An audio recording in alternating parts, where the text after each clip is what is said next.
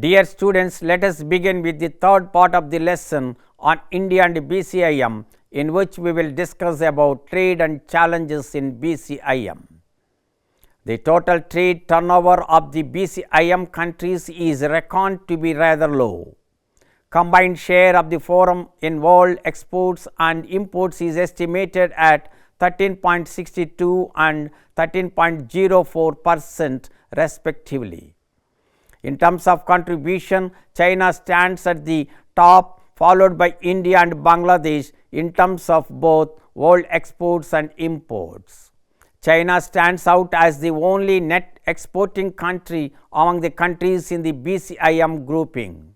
Since 2000, intra-BCIM trade has recorded an impressive average annual growth rate of 50%, which has gathered momentum in the past couple of years. However, intra-BCIM trade turnover accounts for only 4% of the total world trade turnover, demonstrating very limited reliance on the constituent members of the cooperation. China and India are the key players in the intra-regional trade, registering a combined total of 98%. BCIM sub-regional cooperation can capitalize on hydrocarbons in Bangladesh, hydroelectric and mineral resources in Northeast India, oil and natural gas reserves in Myanmar, coal reserves in East Indian states like Odisha, Chhattisgarh, Jharkhand and China's Yunnan province. There are three connectivities: transport connectivity, trade connectivity and investment connectivity, all of which present immense opportunities for investment and growth. They need to promote a greater market access for goods, services and energy, the elimination of non-tariff barriers, better trade facilitation, investment in infrastructure development, joint exploration and development of mineral, water and other natural resources and people-to-people contact. This is a BCIM map. China and India have comparatively better technology, a more efficient labor force and improved physical and commercial infrastructure. Bangladesh and Myanmar have a large unskilled and semi-skilled labor force as well as a basic and intermediate technology. China had signed an agreement in 2004 for the construction of a 1,250 kilometer pipeline connecting the deepwater port of Sitwe on the Bay of Bengal coast to Kunming, the capital of Yunnan province. China has executed dredging projects across the Irrawaddy river and has made efforts to enter the Bay of Bengal. It has listening posts in Great Cocoa Islands and has developed other ports to berth larger vessels. China expanded Mandalay and Pegu airfields to accommodate heavy transports. India has established connectivity with Myanmar through More Tamu Kalewa Road as well as trade points at More Tamu and Jaukatar Ri besides the implementation of the Kaladan project. 98% of the northeast borders are with other countries and only 2% are with India. Yet this region's trade with other countries is minuscule. Let us discuss about the challenges. BCIM comes out of an initiative to boost the economic powerhouses that China already is and India is becoming. It also incorporates two developing economies of Bangladesh and Myanmar. On their part, Bangladesh in the last decade and Myanmar from the time of its political transformation have shown remarkable indications of wanting to grow into regional players. Vested with natural resources, both these younger partners have huge deficits in physical, social and economic infrastructure. The larger players also share these concerns to a considerable extent in the regions that are proposed to be connected through BCIM initiative.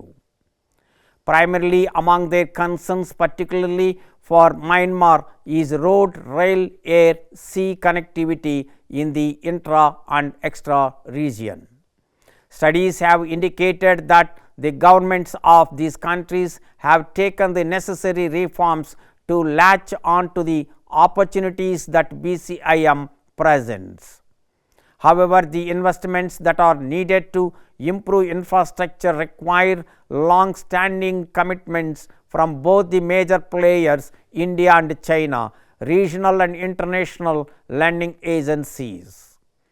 Political stability and consistency in policy in the younger countries will be a major concern for anticipated investors, whether they are institutional or private. Tariff regimes, border controls and facilitation and visa process need to be facilitated for both younger countries to remain committed to BCIM objectives.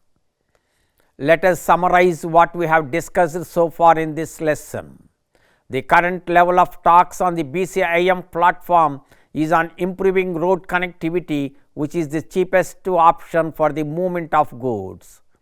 By expanding the road networks, both India and China could look forward to connecting with ASEAN on the east and Central and West Asia on the west. Though such a prospect would appear to be playing into the BRI initiative of China through calibrated and mature political processes, the concerns of India as well as developing economies could be addressed to a large extent.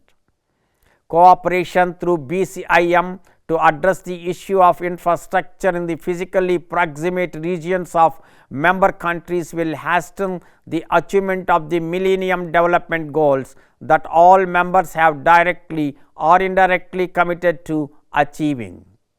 With their increasing forex reserves, India and China are well poised to extend mutual aid as well as investments to other member countries to improve infrastructure. Such an initiative would also help in addressing internal security concerns that these countries have in their respective regions affected by the BCIM initiative. By enhancing connectivity, trade and investment, apart from the two major players, India and China, the two emerging economies of Bangladesh and Myanmar would be able to join the global development bandwagon. The economic cooperation has immense spillover benefits for countries in Central Asia and South Asia. Through enlightened involvement, BCIM members could eventually pave the foundation for the greater Asia vision.